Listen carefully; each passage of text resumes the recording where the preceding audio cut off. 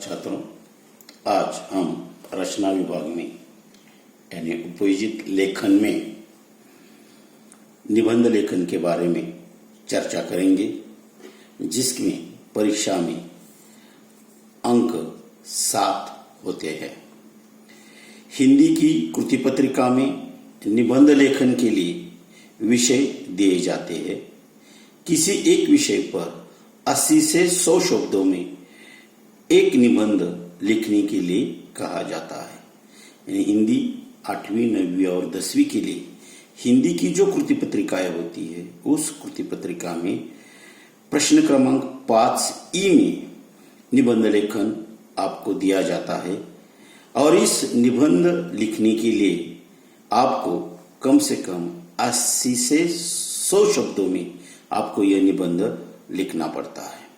निबंध लिखते समय ध्यान में रखने योग्य बातें, यानी निबंध जब आप लिखते हैं तो किस प्रकार ज्यादा से ज्यादा अंक आप कैसे प्राप्त हो, इसके लिए कुछ ध्यान देने योग्य बातें आपको मैं यहां बता रहा हूं।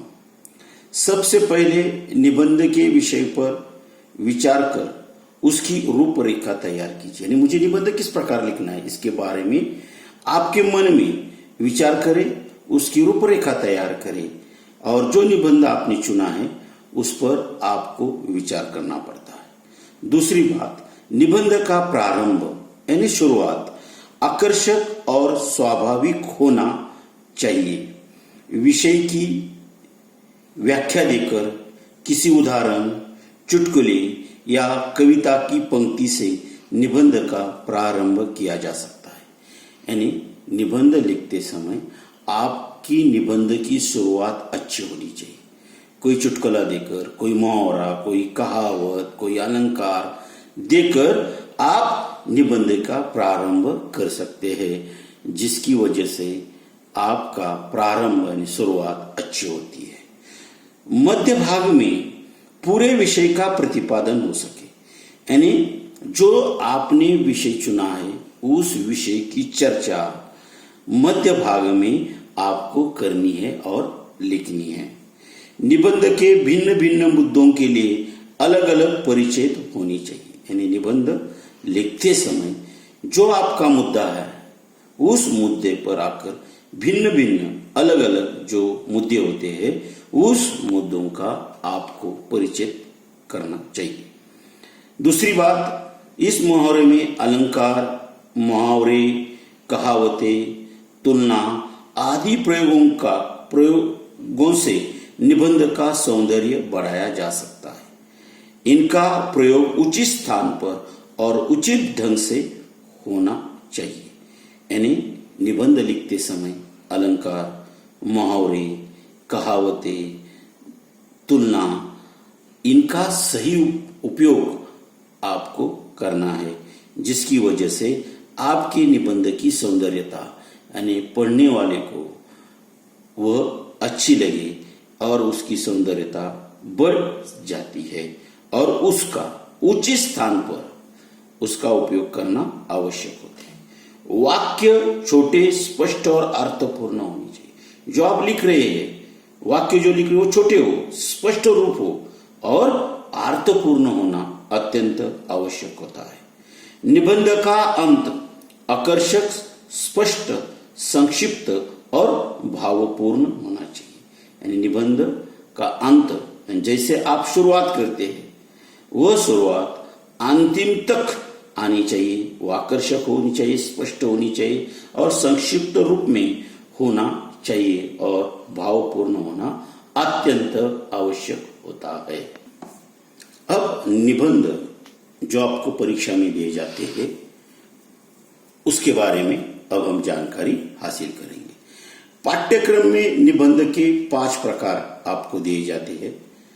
एक वर्णनात्मक, विवरणात्मक या चरित्रात्मक, विचारात्मक, कल्पना प्रधान और आत्मकथात्मक। यह निबंध के जो 5 प्रकार है, उन 5 प्रकारों में से 3 प्रकारों के निबंध आपको परीक्षा में पूछे जाएंगे और उनमें से आपको एक चुनना होता है। अब हम इस 5 प्रकारों की जानकारी हासिल करेंगे। वर्णनात्मक निबंध, इसमें क्या होता है, इसमें सजीव या निर्जीव वस्तु का वर्णन किया जाता है। किसी प्राणी, मनुष्य, स्थान, वस्तु, प्राकृतिक यानी निसर्गता या अन्य दृश्य, यात्रा आदि का वर्णन किया जाता है। यानी आपने कोई चीज देखी है, उस चीज का वर्णन आपको वहां पर करना पड़ता है। जैसे देखिए, ऐतिहासिक स्थल की सैर, नदी किनारे 2 घंटे, पुस्तकालय के लाभ। यानी आप किसी ऐतिहासिक स्थल को गए होंगे तो वहां पर आपने क्या क्या देखा, वहां का वर्णन आपको करना पड़ता है। नदी किनारे 2 घंटे, यानी नदी किनारे आप घूमने के लिए गए तो आपने वहां पर क्या देखा है, उसका वर्णन आपको वहां पर करना पड़ता है। या पुस्तकालय, यानी जिसे हम ग्रंथालय कहते हैं, उस ग्रंथालय के लाभ आपने वहां पर कौन कौन से होते हैं, इसकी जानकारी आपको हासिल करनी पड़ती है। यानी वर्णनात्मक निबंध में आपको वर्णन करना पड़ता है। दूसरा है चरित्रात्मक निबंध, जिसको विवरणात्मक निबंध भी कहा जाता है। इसमें किसी घटना, कहानी, जीवन चरित्र आदि का विवरण रहता है। इसमें कथा का अंश किसी न किसी रूप में विद्यमान रहता है। मेरा प्रिय गायक, मेरा प्रिय खिलाड़ी, मेरा प्रिय वैज्ञानिक, यानी मतलब ये जो गायक है, खिलाड़ी है, जो वैज्ञानिक है, जो आप चुनने वाले हैं, कौन सा भी गायक हो, लता मंगेशकर हो, सचिन तेंदुलकर हो, कोई वैज्ञानिक है, रघुनाथ माशेलकर जी, उनकी जानकारी आपको मालूम होनी आवश्यक। जो भी आप इनमें से चुनने वाले हैं, उनकी कहानी, उनका जीवन चरित्र आपको मालूम हो, तभी आप ये निबंध अच्छी तरह बच्चों लिख सकते हैं।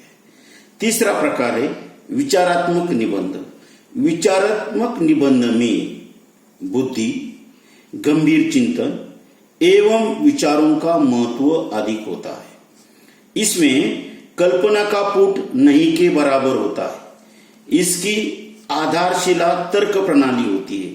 किसी विषय पर पक्ष और विपक्ष में अथवा हानि और लाभ का विचार करके उसका प्रतिपादन करना, किसी विषय की समीक्षा करना विचारात्मक निबंध में अपेक्षित है।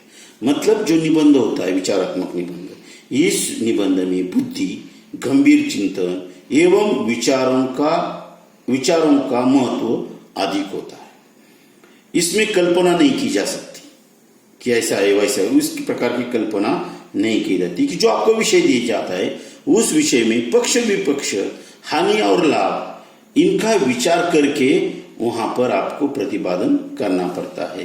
यानी आपको जो विषय दिया गया है, उस विषय की समीक्षा करना विचारात्मक निबंध में हमें बच्चों अपेक्षित होता है। जैसे गरीबी एक अभिशाप, वृक्ष लगाओ देश बचाओ, विविधता में एकता।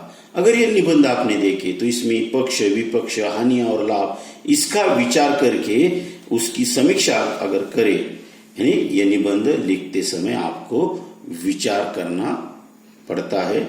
उसमें पक्ष कौन सा है, विपक्ष, हानि और लाभ, उसकी समीक्षा आपको करनी पड़ती है। चौथा जो निबंध है वह है कल्पना प्रधान निबंध बच्चों। जैसे यदि मैं पंछी होता, अगर मैं मुख्याध्यापक होता, अगर मैं डॉक्टर होता, यदि अथवा अगर से शुरू होने वाले कल्पनात्मक निबंधों में उचित स्थानों पर हेतु, हेतुमत, भूतकाल अथवा सामान्य संकेतार्थ होता, होते, होती, जैसे ता, ते, ती कारांत क्रिया के रूपों का अथवा भविष्य काल की क्रिया के रूपों का प्रयोग करना चाहिए। यानी निबंध अगर आपने देखा तो कल्पना प्रधान है, आपको कल्पना करनी है कि मैं पंछी होता तो क्या करता, यानी भविष्य काल में आपको जाना पड़ेगा।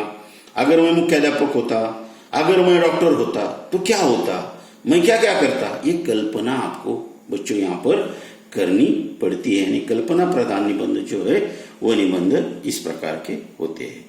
पांचवा जो है वो है आत्मकथात्मक निबंध।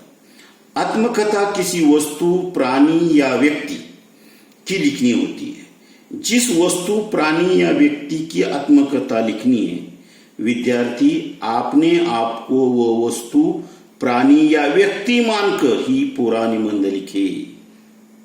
विद्यार्थी इस तरह निबंध लिखे मानो वो वस्तु या प्राणी ही बोल रहा है या अपनी कहानी कथन कर रहा है।